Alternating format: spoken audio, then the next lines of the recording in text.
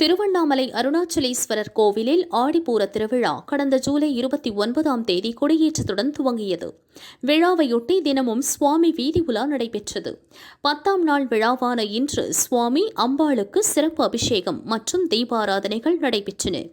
தொடர்ந்து உண்ணாமலையம்மன் கோவில் முன் குயவர் சமூகத்தினர் பிரம்ம தீர்த்தத்தில் நீராடி தீமிதித்து தரிசனம் செய்தனர். தீமிதி விழாவிற்காக நெருப்பு மூட்டிய போது தொடர்ந்து அரை மணி நேரம் மழை பெய்தது. மழையிலும் நெருப்பு அணையாமல் எரிந்தது. விழாவில் திரளான பக்தர்கள் பங்கேற்றனர்.